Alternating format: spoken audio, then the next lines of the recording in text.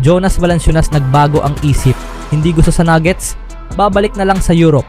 Lakers namulat kay Jackson Hayes bilang backup ni Ayton. Mautak ang tinanggap na kontrata. Bradley Beal, susunod na maswerteng masusunod kay Lillard sa bagong role ng NBA.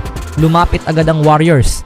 Bagamat iniulat ni Shams Charania ng ESPN nitong Miyerkules na pumayag na ang Denver Nuggets na makuha si Jonas Valanciunas kapalit ni Dario Saric, posible raw na hindi na maglaro si Valanciunas sa NBA sa susunod na season. Ayon sa insider na si Mark Stein nitong Biyernes, malakas ang interes ni Valanciunas na bumalik sa Europe at maaaring humingi ng buyout sa kanyang NBA contract upang makapaglaro sa Panathinaikos, isang kilalang team sa Greece. Dagdag pa ni Stein, hindi pa rin pwedeng gawing opisyal ang trade hanggang Linggo at kailangan pa rin ng Sacramento Kings na maisakatuparan ang palitan para sa salary cap considerations. Gayunpaman, hindi pa sigurado kung magagawa ng Nuggets si Valanciunas na manatili sa NBA. Ibinahagi naman ni ESPN's Bobby Marks at salary cap expert Yossi Gozlan ang ilang detalye ng transaksyong may kaugnayan sa planong pagkuha ng Sacramento kay Dennis Schroeder. Para sa Denver Nuggets, si Valanciunas ay maaaring magsilbing veteranong backup sa likod ni Nikola Jokic sa frontcourt. Makakatulong ito lalo na sa mabigat na kompetisyon sa Western Conference habang sinusubukang mapanatiling sariwa si Jokic para sa playoffs. Nagsimula ang NBA career ni Valanciunas noong 2012-13 season at naglaro na siya para sa Toronto Raptors, Memphis Grizzlies, New Orleans Pelicans, Washington Wizards at kamakailan sa Kings. Ang pagkuha kay Valanciunas ay bahagi ng masiglang off-season para sa Nuggets. Kabilang din sa kanilang mga bagong dagdag ay sina Cam Johnson, Bruce Brown at Tim Hardaway Jr. habang isinama naman nila si Michael Porter Jr. sa trade kapalit ni Johnson. Isa sa mga problema ng Nuggets noong nakaraang season ay ang kakulangan sa produksyon mula sa bench, kaya't ang pagdagdag ng mga ganitong kalidad na manlalaro ay paraan upang mapalakas muli ang kanilang lineup at manatiling contender. Gayunpaman, kung pipiliin ni Valanciunas na lumipat sa Europe at hindi maglaro sa NBA, muling magkakaproblema ang Nuggets sa frontcourt depth. Anong masasabi nyo dito mga kaibigan? Sa ibang balita naman, babalik si Jackson Hayes sa Lakers sa pamamagitan ng isang taong kontrata ayon sa unang ulat ni Shams Charania ng ESPN. Maglilingkod si Hayes bilang backup kay DeAndre Ayton na bagong nakuha ng team. Ang muling paglagda ni Hayes sa Lakers sa isang taong kontrata ay nangangahulugan na mayroon siyang implicit na no trade clause. Sa madaling salita, kailangan niyang aprubahan muna ang anumang trade na kinasasangkutan niya.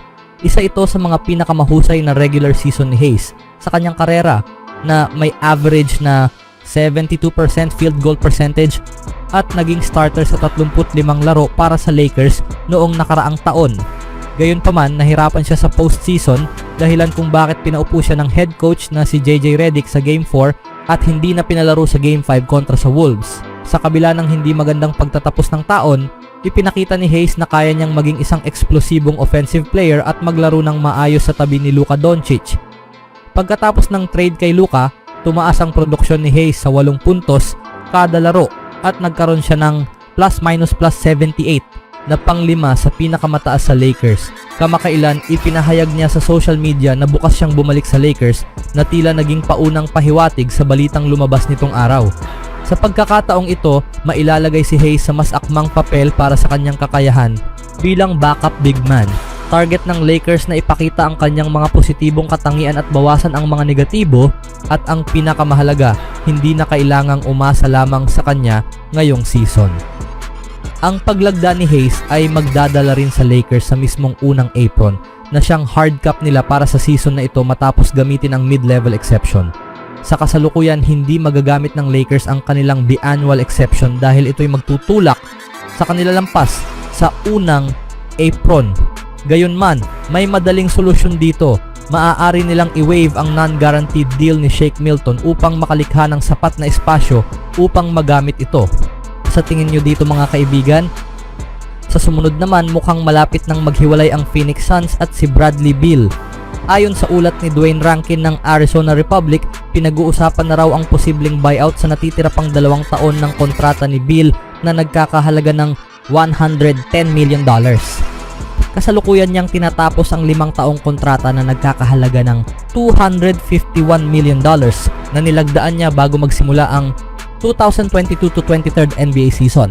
Gusto sana ng Suns na ma-trade si Beal, pero may no trade clause ang kanyang kontrata kaya hindi siya basta-basta maililipat sa ibang team. Bukod pa rito, kakaunti ang mga team na interesado sa isang manlalarong may mataas na sweldo pero hindi palagi ang naglalaro. Nag-average lang si Beal ng 52 laro kada season sa nakalipas na 6 na taon. Si Beal, na 32 taong gulang na, ay dating nag-average ng mahigit 30 puntos kada laro sa 2 season bago niya kinuha ang maximum contract. Subalit isang taon matapos ang deal na ipagpalit siya sa Suns, simula noon patuloy na bumaba ang kanyang performance. Kung matutuloy ang buyout, magiging katulad ito ng ginawa ng Milwaukee Bucks kay Damian Lillard, kung saan nirelease siya ng team at ginamit ang stretch provision ng NBA para hati-hatiin ang natitirang $113 million contract sa loob ng 5 taon. Kapag tuluyang natapos ang buyout, magiging free agent si Beal. Pero mas gusto raw sana niyang mapunta sa isang team sa pamamagitan ng trade para makuha pa rin niya ang natitirang $20 million salary. Sa ngayon, nasa $10 milyong ang Suns sa ibabaw ng second apron ng NBA salary cap, isang hangganan na may mabigat na parusa para sa mga team na lalampas dito. Kung i-stretch nila ang kontrata ni Beal, bababa sila sa ilalim ng apron na ito at makakatipid ng halos $230 million. Magsisimula ang opisyal na pirmahan ng mga kontrata sa NBA sa Hulyo 6. Sa parehong araw, magiging formal na rin ang trade ng Suns na nagpadala kay Kevin Durant sa Houston Rockets kapalit ni na Jalen Green, Dillon Brooks, isang 2025 first round pick na naging si Kaman Maluach ng Duke, at 5 second round picks. Kaya parehong interesadong matapos agad ng Suns at Beal ang buyout bago dumating ang petsang iyon. Sa 2 season ni Beal sa Phoenix, may dissenting average pa rin siya na may 17.6 points, 41% in 3-point shooting at 53 games. Sa panahong iyon, nagtala ang Suns ng kabuang 85 panalo at 79 na talo at nalaglag agad sa unang round ng playoffs, malayo sa inaasahan mula sa trio nila ni Beal, Durant at Devin Booker. Ano ang susunod kay Beal kung sakaling matapos na ang buyout? Gumawa ng matapang na hakbang ang Golden State Warriors noong nakaraang season nang mangyari ang trade nila para makuha si Jimmy Butler sa pag-asang makapasok sa playoffs. Sa simula, naging epektibo ang galaw na yon, pero hindi nila natapos ang kampanya dahil sa mga injury na naging dahilan ng kanilang pagkatalo sa Western Conference Semifinals. Ngayon na may matibay silang roster, posibleng magdagdag pa sila ng isang kilalang pangalan ngayong off-season. Sino ang mga target ng Warriors? Ngayong off-season, maraming buyouts ang nagaganap sa NBA. Isa sa mga pangalan nga na napabilang dito mga kaibigan ay si Bradley Beal nga, na may napakalaking kontrata sa Suns. Isang kontratang nais ng bitawan ng Phoenix pero nahihirapang maisakatuparan. Kung tuluyang mabili ang kontrata ni Beal at maging free agent siya, isa ang Warriors sa mga posibleng interesadong team na kunin siya, ayon kay John Gambadoro.